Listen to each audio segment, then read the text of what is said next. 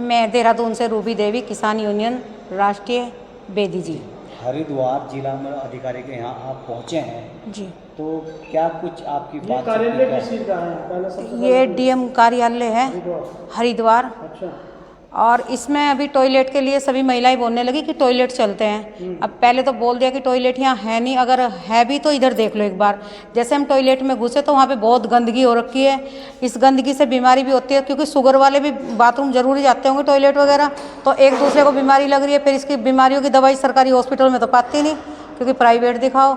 अब कम से कम 8-10 हज़ार रुपये की नौकरी के लिए तो बंदे को यहाँ रख भी सकते हैं, किसी को साफ सफाई के लिए। पानी की व्यवस्था भी है? पानी भी नहीं है, लाइट भी नहीं है और कुंडी भी नहीं है, कोई चीज़ नहीं है। तो डीएम कार्यालय का ये हाल है, तो आम सरकारी कार्यालयों में क्या होता डीएम तो कुर्सी पे बैठे रहते हैं, उन्हें थोड़ा ही ना कुछ किसी ने बोल दिया तो सुन लिया उन्होंने। अब हम बताएंगे तभी उन्हें पता। उनका तो पर्सनल है, वे तो एसी रूम में रहते हैं, पर्सनल में अपना जाते हैं, पर्सनली उनका काम है। अब आम आदमियों को तो ये है ना। इनका नाम पूछिए, क्या नाम है मैम? मैं गीता तोमर, भारतीय किसान यूनियन बेदी से प्रदेश अध्यक्ष। क्या कुछ कहेंगे आप महिला शौचालय या डीएम कार्यालय में? हाँ, मैं इसमें शौचालय में गई ना, तो यहाँ पे पानी है ना यहाँ पे लाइट है, और तो और यहाँ पे कुंडी भी नहीं है। इतनी गंदगी में अगर हम जैसे जाएं, क्या सैलरी नहीं देते भाई? मोदी जी का नारा है कि भारत स्वच्छ अभियान का नारा चलाया मोदी जी मोदी स्वच्छ नहीं हाँ, तो यही तो मोदी जी का नारा है, स्वच्छ भारत हमारा है, यही तो है ना। ये का तो सब कुछ का है कि बेटी बचाओ बेटी पढ़ाओ। भारत का यही तो है एक नारा, स्वच्छ ये भारत का इसका मोदी जी का नारा, स्वच्छ दून हमारा। ये इसमें इतनी गंदगी है, अगर इत्तेफाक से यहाँ चले जाए, इन्फेक्शन बढ़ जाए तो क्या होगा आप बताओ? पानी की व्यवस्था, लाइट की व्यवस्था है? नहीं है, ना लाइट है ना पानी है, कुंडी भी नहीं है। कुछ साफ सफाई का तो मतलब ही नहीं होता। क्या नाम है? मेरा नाम शबनम है। क्या कुछ कहेंगे? मैं क्या कहूँ, मैम ने बोला तो है, देखिए क्या हालत है शौचालयों की। और मोदी जी का नारा तो यह है, सुल्पा दारू सिगरेट बचाओ, और बाथरूम को देख लो गंदा हाल है। और क्या, और थाने के ये हाल है कि थाने की सुनवाई नहीं होती, बिना पेपर देखे ही चालान काटते हैं। हमारे देहरादून में तो ये हाल है देहरादून का। हाँ, देहरादून में एक पुलिस प्रशासन का इतना रवैया इतना ख़राब है, मत पूछो।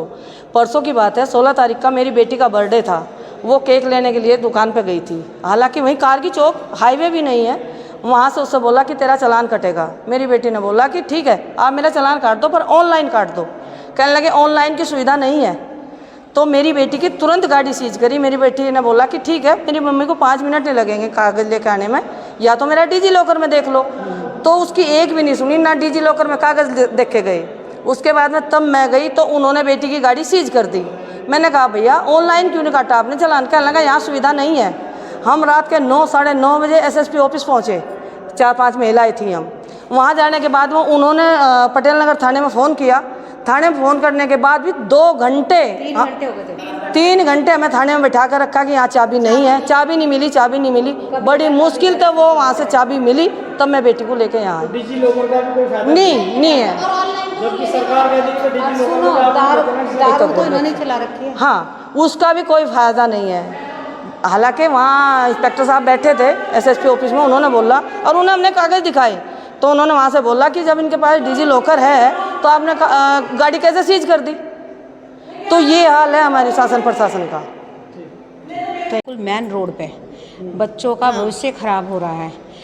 बच्चे 18 साल के हों, 20 साल के हों, कहने को तो ये कर रखा है कि 18 साल का बच्चा कोई भी ठेके पे नहीं आएगा, और दूसरे बच्चे से बुला के उसकी आईडी लें, और आईडी लेने के बाद उसे दारू दें।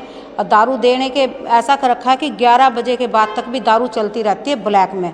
ये हमारे देहरादून में, हरिद्वार में रात भर घूमते रहते हैं, कोई कार्रवाई कोई सुनवाई नहीं हो रही है। रात को 12-12 बजे तक ठेके में दारू सप्लाई होती है, 12-1 बजे तक। कहाँ का मामला है? ये देहरादून का भी है, हरिद्वार, पूरे उत्तराखंड का ही समझो, पूरे क्योंकि अगर नशा मुक्ति केंद्र भी खुल रहा है तो कहाँ से कोई 10,000 रुपये देगा? 10,000, 4,000, 5,000 रुपये की महिला नौकरी कर रही है झाड़ू पोछों की, तो वो कहाँ से, वो कहाँ से बेचारी दे पाएगी? तो 10,000 रुपये, 15,000 रुपये नशा मुक्ति केंद्र वाले ले रहे हैं। कोई सरकारी नशा मुक्ति केंद्र भी यहाँ पे खुलना चाहिए, जिसमें कि कोई नशा ना दिया जाए, और सब नशा मुक्ति केंद्र हैं तो सब में नशा दिया जा रहा है।